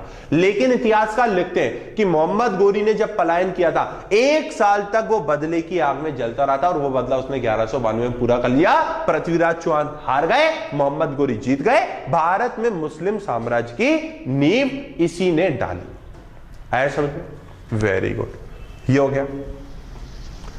थोड़ी देर पहले मैं समझा चुका हूं, क्या हिंदू मुस्लिम में हो रहे छोटे छोटे मतभेदों को हमको सांप्रदायिक का नाम नहीं देना चाहिए। ठीक है, 1192 हो गया, वेरी गुड। एक व्यक्ति थे जिसने मोहम्मद गोरी को इनवाइट किया था, उसका नाम था जयचंद्र। क्या नाम था? जयचंद्र। तो जिसने इनवाइट किया था भारत में आक्रमण करने के लिए, जयचंद्र ने, उसको भी मोहम्मद गोरी ने 1194 में हटा दिया। उस युद्ध का नाम क्या था? चंदावर का युद्ध। कौन सा युद्ध था? चंदावर का युद्ध। यहां तक समझाया? एक बार रिवाइज करा देता हूं। 711 रट गया, 712 रट गया, मोहम्मद बिन महमूद गजनी रटा, 17 बार आक्रमण, 1024 में सोमनाथ के मंदिर पे आक्रमण, 1191 तराइन का पहला युद्ध, 1192 दूसरा युद्ध, 1194 चंदावर का युद्ध। जयचंद्र जिसने इनवाइट किया था और मोहम्मद गोरी के बीच में, और जीता कौन? मोहम्मद गोरी। Very good. अब आता है दिल्ली सल्तनत काल। कब? 1206 से 1526 तक। फिर 1526 से लेके 1707 तक चलेगा मुगल काल। आया समझ? दिल्ली सल्तनत काल में, दिल्ली सल्तनत काल में, मैं लिख भी देता हूं ताकि आपके नोट्स अच्छे बन जाए, और रिवाइज कर रहे हैं हम तो अच्छे से ही कर लें। समझ लो इसको। 1206 से लेके 1526 तक 5 वंश आए। स्लेव डायनेस्टी, लिखते चलो, गुलाम वंश, गुलाम वंश 1206 से लेके 1290। दूसरा कौन सा आया? खिलजी, खिलजी डायनेस्टी। कब से कब तक चली है? 1290 से लेके 1320 तक। ठीक है, क्लियर है? अगला आएगा तुगलक, और इसमें कहां से कहां तक चलेगा? 1320 से 1414 तक। फोर्थ आएगा सैयद वंश, ये कब से कब तक चलेगा? 1414 से 1451 तक। अगला कौन सा आएगा? लोधी, और ये कब से कब तक चलेगा? 1451 से 1526 तक। आगे समझ में क्लियर है? ये रट जाने चाहिए, जैसे मैं लेकर आऊं ना वैसे ही रट जाने चाहिए सब। क्लियर है? अब ये 5 डायनेस्टी आई, 5 वंश आए, गुलाम वंश, खिलजी वंश, तुगलक वंश, सैयद वंश और लोधी वंश। सबकी स्पेशलिटी सुन लो। गुलाम वंश में कौन कौन से राजा आए जो गुलाम थे? पहला राजा आया कुतुबुद्दीन ऐबक, जो मोहम्मद गोरी का गुलाम था। पहला गुलाम कौन था? पहला राजा कौन था? कुतुबुद्दीन ऐबक, जिसने कुतुब मीनार बनवाया था। ले, कुतुब मीनार की केवल एक ही वो बनवाई थी उसने मंजिल, बाकी की 4 मंजिल किसने बनवाई थी? इल्तुतमिश और फिरोज शाह तुगलक ने मिलकर। आपसे अगर पूछा जाए, ये क्वेश्चन आ चुका है पहले आईएएस में, कुतुब मीनार के निर्माण कार्य में किन किन का सहयोग है? एक किसका है? दूसरा इल्तुतमिश, जो कुतुबुद्दीन के ऐबक के बाद ही राजा बना था। लास्ट कौन सा है? फिरोज शाह तुगलक। इसमें आया था जो उसने लास्ट मंजिल का निर्माण करवाया था। कुतुबुद्दीन ऐबक आया, इल्तुतमिश आया और बहुत सारे राजा है। इसको डिस्कस करना इतना इंपॉर्टेंट नहीं है। आगे सुनिए, अगले पे आओ। खिलजी, गुलाम वंश का अंतिम शासक कौन था? उसकी हत्या करके खिलजी आया। खिलजी में सबसे पहले कौन आया? कौन सा खिलजी आया था? जलालुद्दीन खिलजी। उसके बाद कौन आया था? अलाउद्दीन खिलजी। अब क्या सर कुछ इंपॉर्टेंट है क्या यहां पे? बहुत इंपॉर्टेंट चीजें, उनको समझो। जलालुद्दीन खिलजी बहुत ही ज्यादा उदार किस्म का आदमी था। उसकी उदारता के बारे में इतिहासकार एक बात लिखते हैं, वो इतना उदार था, इतना उदार था, इतना उदार था कि उसके काल में जो उसका भतीजा अलाउद्दीन खिलजी था, उसने बहुत सारी गलतियां की, लेकिन उन सारी गलतियों को नजरअंदाज कर दिया उसने, और उसकी उदारता को लोग बागों ने उसकी बेवकूफी समझ लिया, उसकी मजबूरी समझ लिया। यार ये हमको इतिहास सिखाता है, जो इन राजाओं ने गलती की है वो हम ना करें। जरूरत से ज्यादा उदार होगे तो लोग बाग आपको उसकी बेवकूफी समझ लेंगे आपकी। समझ रहे हो? इतिहास ने सिखा दिया। तो जलालुद्दीन खिलजी आए। जलालुद्दीन खिलजी के काल में अलाउद्दीन खिलजी ने एक बहुत इंपॉर्टेंट आक्रमण करा था। हुआ क्या था? ये जितने भी अभी तक चल रहे थे ना 712 से लेके, ये ज्यादा से ज्यादा इस क्षेत्र में हो रहा था, इस क्षेत्र में हो रहा था, इस क्षेत्र में हो रहा था, नॉर्थ इंडिया में हो रहा था। साउथ इंडिया में क्यों नहीं हो पा रहा था? अरे बीच में है विंध्याचल पर्वतमाला है ना, तो कहां से हो जाएगा? इसका मतलब लगभग 700-800 साल में साउथ इंडिया में कोई आक्रमण ही नहीं हुआ। इसका मतलब यह है कि साउथ इंडिया में कोई आक्रमण नहीं हुआ, तो साउथ इंडिया के पास तो अभी बहुत सारा पैसा होगा। यहां पे क्यों नहीं था इतना पैसा? समझो, मोहम्मद गोरी, मोहम्मद बिन कासिम और महमूद गजनी, इन्होंने इतना पैसा ऑलरेडी लूट चुके थे, इतना पैसा लूट चुके थे कि लाखों हाथी, लाखों ऊंट, लाखों घोड़े लाते थे, उनके ऊपर लाद लाद के सोना ले जाते थे। तो कहां से अब सोने की चिड़िया रही नहीं था भारत, लूट लिया पूरा पैसा, और उसमें इतना वजन डाल देते थे जो हाथी वगैरह रहते थे उनके ऊपर कि आधा सोना तो अरब में जब जाता था तो आधा तो जमीन पे ही पड़ा रह जाता था। वो लोग वहां उठाते भी नहीं थे। ऑलरेडी इतना है, क्या करेंगे उठा के? वो कहां रखेंगे? मैं तो कहता हूं छोड़ो तैयारी, उसी को ढूंढने चलते हैं अपन, सोने को, उसी सोने को। क्यों? ये सारी चीजें हुई, ठीक है। मतलब दक्षिण भारत में आक्रमण नहीं हुआ तो सोना किसी ने लूटा भी नहीं है, बहुत सारा पैसा है। जलालुद्दीन खिलजी जब राजा थे, समझना, करा आक्रमण किसने? अलाउद्दीन खिलजी। राजा कौन थे? जलालुद्दीन। आक्रमण कब हुआ? 1293। 1293 समझना, और अच्छे समझा रहा हूं। जलालुद्दीन खिलजी ने 1290 से 1296 तक शासन किया, 1290 से 1296 तक। आक्रमण कब हुआ था देवगिरी पे? 93 पे। तो राजा कौन था? जलालुद्दीन खिलजी। करा किसने? Very good, very good. कहां पे आक्रमण किया? साउथ इंडिया में। मतलब सबसे पहला दक्षिण भारत में मुस्लिमों का आक्रमण 1213 में, और अपार मात्रा में धन संपदा को लूट के लाया था कौन? Very good. आए समझ। अलाउद्दीन खिलजी ने एक और आक्रमण करा था जिसका नाम है चित्तौड़। चित्तौड़ पे आक्रमण करा था। चित्तौड़ पे आक्रमण करने का कारण उसका था, एक रानी थी वहां की पद्मावती, बहुत ही ज्यादा खूबसूरत थी। उनकी सुंदरता के चर्चे सुनने के कारण अलाउद्दीन खिलजी ने लगभग 1303-1304 में चित्तौड़ पे आक्रमण किया था, लेकिन रानी उनको नहीं मिल पाई थी। इस बात की जानकारी हमको, ये इंपॉर्टेंट क्वेश्चन है इसलिए बता रहा हूं, अभी इंपॉर्टेंट क्वेश्चन है इसलिए बता रहा हूं। ये सब काय की घटना चली है 1303-1304 की, चित्तौड़ पे आक्रमण हुआ। इस बात की जानकारी कहां से मिलती है? अभी तो मेरे द्वारा मिल रही है। हिस्ट्री में कहां से मिली? 1540 में मलिक मोहम्मद जायसी ने एक पद्मावत ग्रंथ की रचना की थी।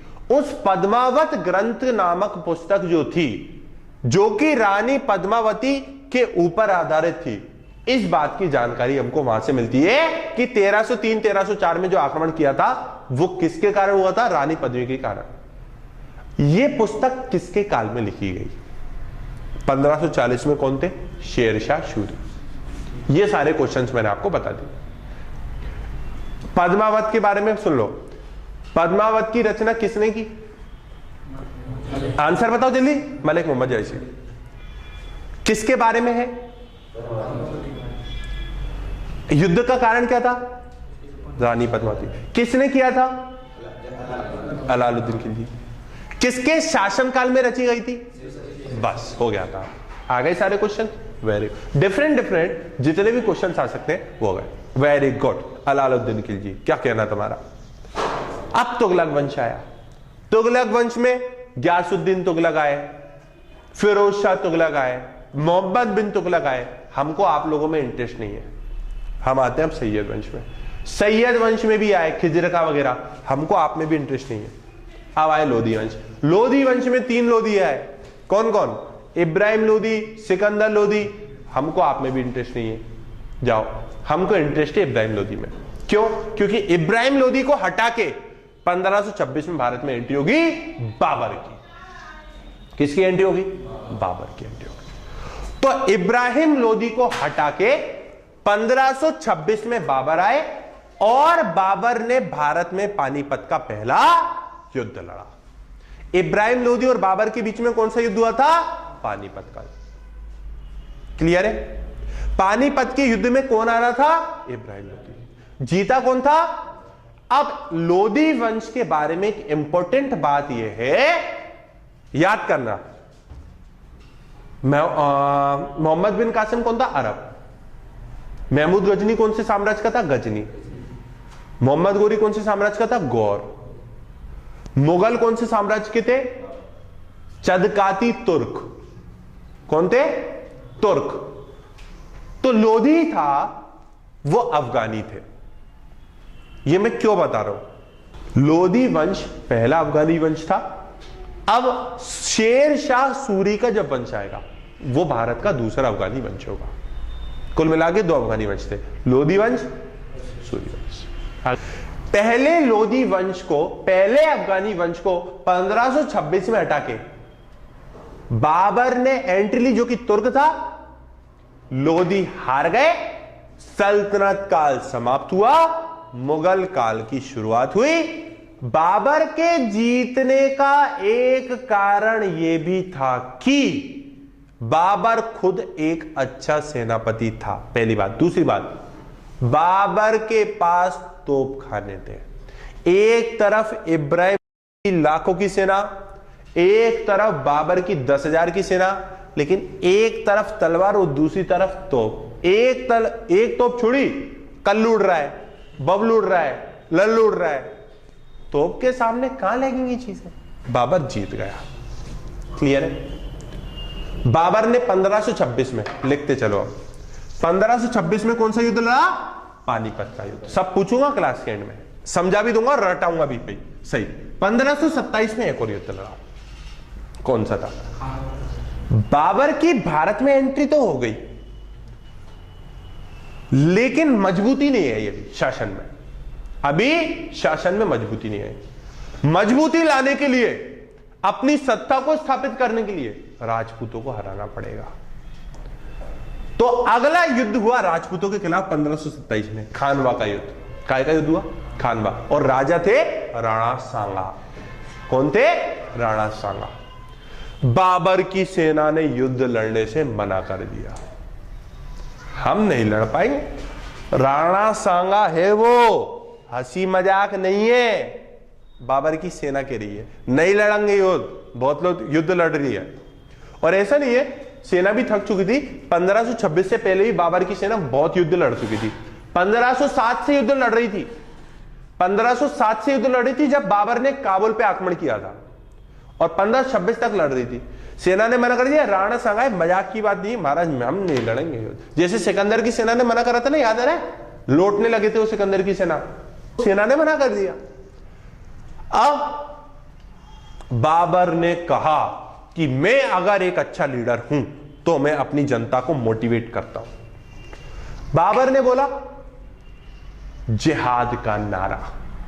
बाबर ने जिहाद का नारा 1527 में कौन से युद्ध में दिया था? राणा सांगा के खिलाफ खानवा के युद्ध। जिहाद का नारा क्या है?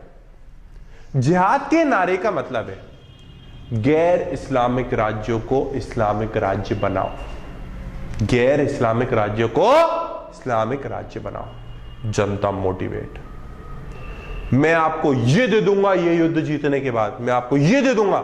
जनता मोटिवेट। राणा सांगा की युद्ध लड़ने के लिए तैयार हो गई।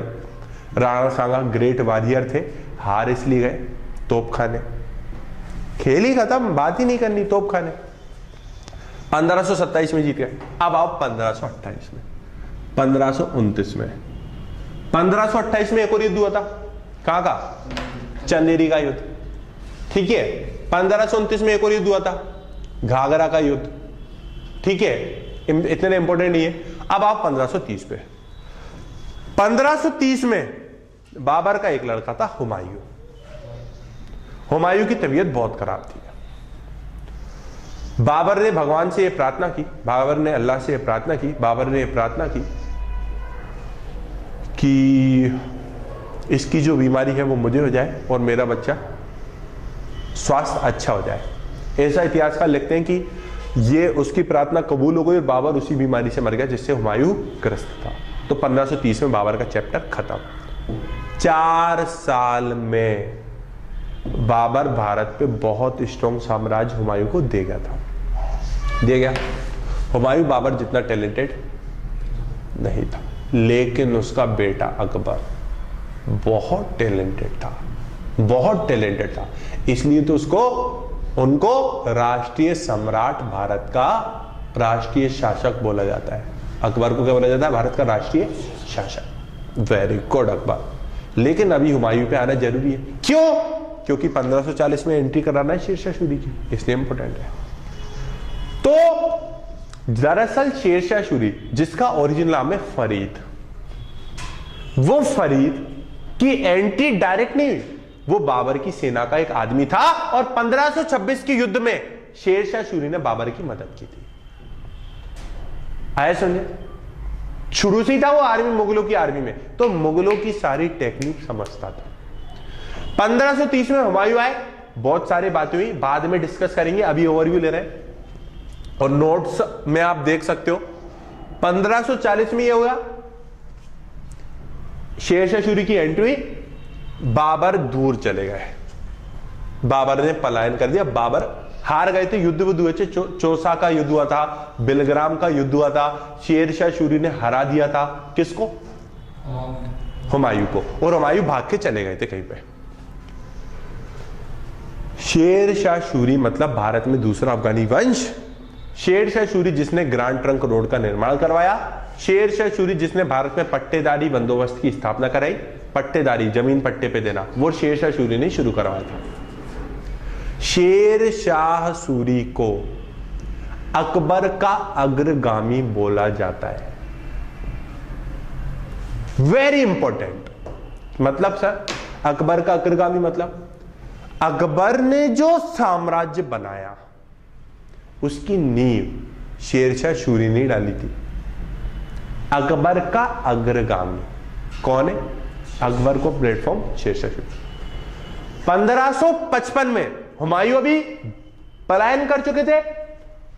1555 में हुमायूं ने री एंट्री करी। उस समय भारत में किसका शासन था? सूरियों का। 1545 में किसकी मृत्यु हुई थी? शेरशाह सूरी। फिर उसके जो उत्तराधिकारी थे वो योग्य नहीं थे। 1555 में युद्ध हुए। एक तो मच्छीवाड़ा का युद्ध हुआ, एक सरहिंद का युद्ध हुआ। उस सरहिंद और मच्छीवाड़ा के युद्ध में हुमायूं ने सूरियों को हरा दिया और दोबारा से मुगल आया समझे? 1555-56 में। 1556 में जब हुमायूं आए तो क्या हुआ सरहिंद में? अकबर अभी कहां थे? जहां पे हुमायूं भागे थे। अकबर का जन्म कहां पे हुआ था? अमरकोट में। किसके राजा कौन सा था? वीरसाल। तो अकबर अभी अमरकोट में थे, उस तरफ थे, और हुमायूं दिल्ली में थे। ठीक है सर। हुमायूं गए बढ़िया स्टाइल में लाइब्रेरी पढ़ने, ऊपर 10-15 मंजिल की लाइब्रेरी थी, उसको पढ़ने गए हुमायूं, किताब पढ़ने। बुक पढ़ रहे थे और जीने उतर रहे थे, पैर फिसला, गिर गए। चैप्टर खत्म हुमायूं का। चैप्टर खत्म जब हुमायूं का हुआ तो इतिहासकार एक बात लिखते हैं कि हुमायूं जिंदगी भर लुढ़कता रहा और उसकी मृत्यु भी लुढ़कते लुढ़कते ही हुई। पलायन कर लिया था ना हुमायूं ने, भागता रहा दर दर की। अकबर का जन्म विपरीत परिस्थिति में होता है जब हुमायूं, समझ रहे हो, और जब विपरीत परिस्थितियों में कोई व्यक्ति आता है वही टैलेंटेड निकलता है। हुमायूं की जब मृत्यु हुई, अकबर पे ये खबर पहुंची तो यहां से यहां तक जाने में टाइम लगा 5-6 महीने का। इस मौके का फायदा उठा लिया हेमू विक्रमादित्य ने। हेमू विक्रमादित्य तुरंत गए और दिल्ली पे आक्रमण कर लिया। मध्यकालीन भारत में एकमात्र हिंदू राजा जिसने भारत पे शासन किया, हेमू विक्रमादित्य। क्लियर है? अकबर को जैसे इस बात की खबर लगी, अच्छा आपने ये क्वेश्चन नहीं पूछा यार कि हुमायूं क्यों आ गया, भूले? तोपखाने थे उसके पास, तो आपका ये क्वेश्चन होना चाहिए था ना कि शेरशाह सूरी। शेरशाह सूरी सब जानता था। जिस समय बरसात हुई तोपखानों में लग गई जंग, तोपें चल ही नहीं पाई, इसलिए आ रहा था हुमायूं। समझ आया? 1556 में हेमू और अकबर के बीच में पानीपत का दूसरा युद्ध हुआ। पहला 1526, दूसरा युद्ध 1556 में। उस युद्ध में अकबर जीत गए। हेमू विक्रमादित्य की आंख में लग गया था तीर, और अकबर उस समय मात्र 14 साल का था। कितने साल का था? 14 साल का था। किसके नेतृत्व में था अकबर? बैरम खान। क्लियर है? बैरम खान की मृत्यु कब हुई थी? 1560। क्यों हुई थी? हज की यात्रा करने गए थे, बीच में मार दिया गया था उनको। अकबर ने 14 वर्ष की उम्र में हेमू विक्रमादित्य को हरा दिया था। हेमू की आंख में तीर लग गया था, हार गए। तो 1556 खत्म। अकबर ने कब तक शासन किया? अकबर अब अगले 50 साल तक शासन करने वाले, 1606 तक। बहुत बड़ी बात है। और 50 साल में उन्होंने भयंकर काम तो करे होंगे। खत्म हो गए। 1606 आई। कौन आए? जहांगीर। जहांगीर का चैप्टर समाप्त हुआ। बीच में नूरजहां आई, जिनका ओरिजिनल नाम मेहरुन्निसा था, जिनके पिता का नाम, जिनकी माता का नाम असमत बेगम था, जिन्होंने इत्र का आविष्कार किया है। जहांगीर के बाद शाहजहां आए, शाहजहां के बाद औरंगजेब आए, औरंगजेब के बाद भी बहुत सारे राजा हैं। ये मुगल काल का अंत हो गया बाद में। लेकिन बीच में इसी समय के पहले 1498 में वास्को डी गामा भारत में आ चुके थे। अब जहाज का आविष्कार हो चुका होगा। यूरोपीय एंट्री कब हुई थी? 1498। तो अभी हमने मिडिवल समझी, अब आते हैं काय पे? मॉडर्न पे। अब काय पे आते हैं? मॉडर्न पे। पूरा ओवरव्यू तो मिल गया ना आपको आधे घंटे में, यस और नो? चलो अब आते हैं मॉडर्न पे। 1498 में किसकी एंट्री हो गई? वास्को ड गामा, पुर्तगाली व्यक्ति वास्को ड गामा, पुर्तगाली व्यक्ति वास्को ड गामा की एंट्री हो गई। अंग्रेजों की भारत में कब एंट्री हो गई? 1606 में। आपको मैं एक अच्छी टाइमलाइन बनवा रहा हूं, उसको लिखो, देखो जीवन भर काम आएगी, जीवन भर काम आएगी। पहली एंट्री ऑफ फॉरेन पावर्स, विदेशी शक्तियों का आगमन। पहला लिखो विदेशी शक्तियों का आगमन। दूसरा लिखो स्ट्रगल बिटवीन देम, उनके बीच में संघर्ष। दूसरा लिखो उनके बीच में संघर्ष। तीसरा लिखो ईस्ट इंडिया कंपनी, तीसरा लिखो ईस्ट इंडिया कंपनी। चौथा लिखो रूल इंडिया, भारत पे शासन, भारत पर शासन।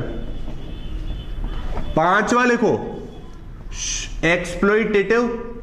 एक्सप्लॉइटेटिव पॉलिसीज, शोषणकारी नीतियां, शोषणकारी नीतियां। अगला लिखो 1857 रिवॉल्ट, क्रांति, क्रांति। अगला लिखो religious and social reform, religious and social reforms, समाज और धर्म सुधार आंदोलन, समाज और धर्म सुधार आंदोलन। अगला लिखो कांग्रेस, अगला लिखो कांग्रेस। क्लियर है? हिस्ट्री 2 मिनट में समझा दूंगा पूरी, मॉडर्न। अगला लिखो 9th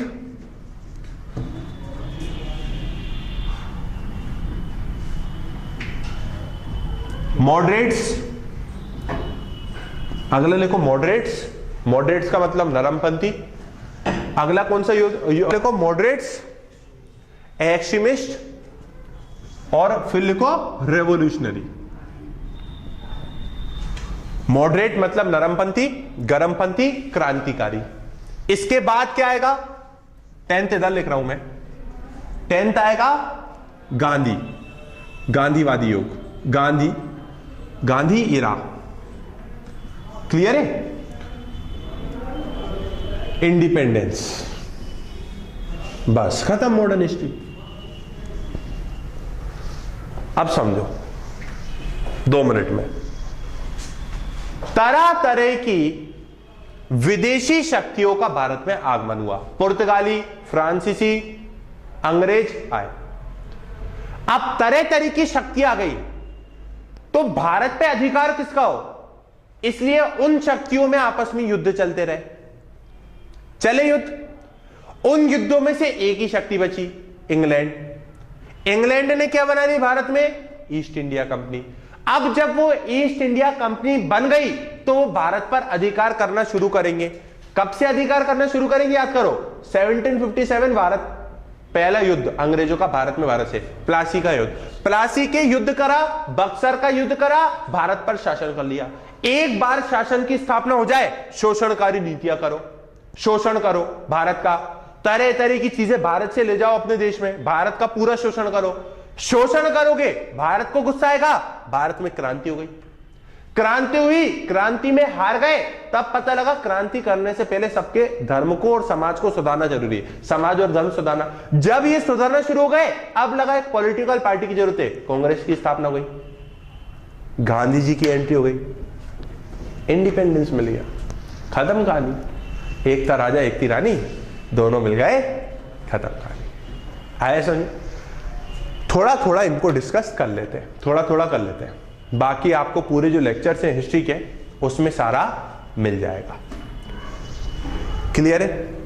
बहुत सारी पावर्स आई, संघर्ष हुआ, कर्नाटक के युद्ध हुए, स्वाली का युद्ध हुआ, पुर्तगाली आ रहे, कभी अंग्रेज आ रहे, कभी फ्रांस आ रहा।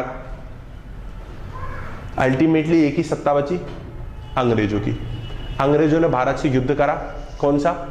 पहला युद्ध था 1757 प्लासी का युद्ध, दूसरा युद्ध था 1764 बक्सर का युद्ध। अच्छा एक चीज याद करना, भारत में मुस्लिम आक्रमण पहला सफल 712, नींव कब डली 1192, ब्रिटिशर्स ने भारत से पहला आक्रमण कब करा 1757, नींव कब डली 760, नींव कब डली थी बक्सर के युद्ध के बाद। बक्सर के युद्ध के बाद उन्होंने भारत पर बहुत शोषणकारी नीतियां लगाना शुरू करा और अल्टीमेटली ये सारी। WhatsApp guys, we hope you enjoyed our lecture. इस पूरे लेक्चर में हमने बहुत सारी चीजों को कवर करने की कोशिश की है, एनिशिएंट हिस्ट्री से मिडिवल हिस्ट्री तक। शुरुआत हमने हड़प्पा सभ्यता से करी थी, फिर हमने ऋग्वैदिक पीरियड पढ़ा, फिर हमने पोस्ट ऋग्वैदिक पीरियड पढ़ा, फिर हमने मौर्य पीरियड पढ़ा, उसके बाद हम जल्दी से मिडिवल हिस्ट्री में डिफरेंट शासकों पे चले गए थे। ये सिर्फ एक डेमो लेक्चर था।